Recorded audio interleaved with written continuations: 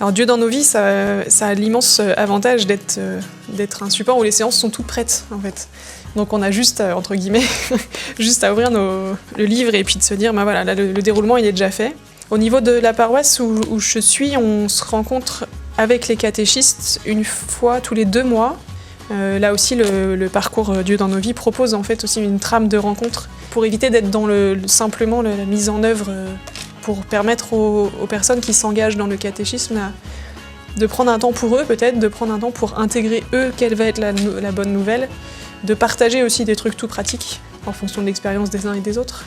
Moi, je vois d'expérience que ça rejoint autant des gens qui sont à l'aise dans l'animation des séances avec des enfants et qui du coup vont se permettre de faire le tri ou de rajouter, que ça parle aussi à des personnes qui vont faire ça ponctuellement. Le guide est suffisamment clair pour pouvoir les aider et qui ne se sentent pas sans ressources, quoi, sans aide.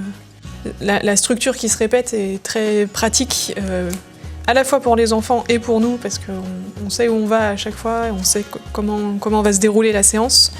Et puis le côté ritualisé, c'est un côté que les enfants apprécient énormément. Au cours d'une séance de caté, c'est nécessaire qu'ils puissent avoir un temps de prière, de contact personnel avec le Seigneur, ce qui est le cas avec nos temps de rituel là, du début et de la fin, qu'ils puissent avoir le contact direct avec la parole de Dieu, qui est vraiment la source de notre foi. Et puis essayer avec eux de se dire mais comment on vit au quotidien finalement la foi chrétienne, une fois qu'on est en contact avec Jésus, qu'on observe, qu'on apprend à découvrir sa vie, comment je la mets en œuvre, comment je l'imite, comment je le suis.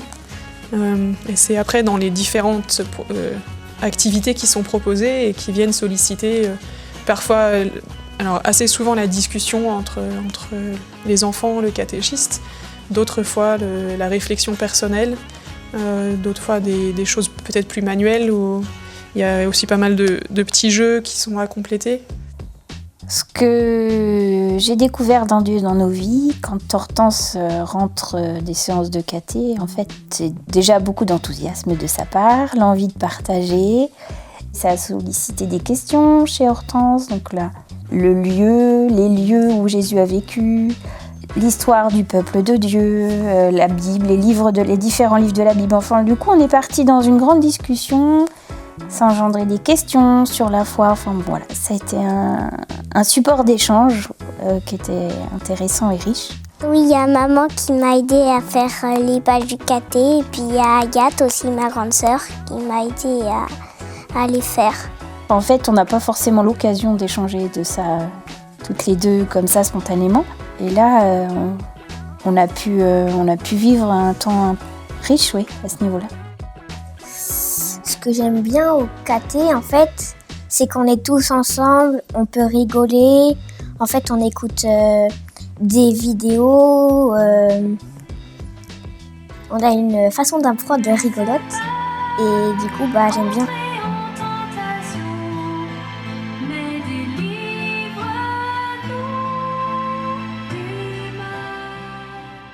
Il y a aussi des temps forts qui sont proposés en paroisse, on a déjà pioché dedans plusieurs fois. On essaye de faire du lien, en tout cas, entre les séances de caté qui sont vécues soit à l'école, soit en paroisse, les temps forts qui réunissent tout ce monde-là avec les paroissiens, et les grands temps liturgiques. Et on voit en fait que les enfants apprécient de pouvoir faire ce lien. Ils se disent, tiens, mais ça, c'est un chant qu'on a chanté au caté, ou inversement, quand ils sont au caté, ils me disent, ah, mais ça, cette phrase-là, on l'a entendue à la messe. Je crois que nous apprécions la facilité avec laquelle nous pouvons, le dimanche, faire des liens avec l'évangile qui a été travaillé, découvert, décortiqué le samedi lors de la catéchèse. Par exemple, l'autre semaine, avec la paille et la poutre, c'était plutôt énigmatique. On a pris du temps avec les enfants pour essayer de percer ce secret. Et du coup, le dimanche, j'ai pu partager au cours de l'homélie ce que nous avions découvert dans cette petite parabole que Jésus nous a offert. Quand on rencontre avec les vidéos des témoins, leur dire, bon, mais là, on voit quelqu'un qu'on ne connaît pas, mais dans la paroisse, il y a un tel, ou dans l'école, ou parmi vos familles, vous connaissez telle personne qui fait des maraudes auprès des pauvres, comme c'était la vidéo du mois de janvier, ou qui prépare au baptême, ou qui... Voilà, essayer de prendre des exemples concrets, de faire du lien. Et petit à petit, ils se disent, tiens, mais en fait, ce que je vis en paroisse ou à l'école, dans mon équipe cathé, finalement il y a d'autres chrétiens qui le vivent autour, et même parfois très loin. La prise de conscience récente de mon groupe de cathé, c'est le fait d'être frères et sœurs.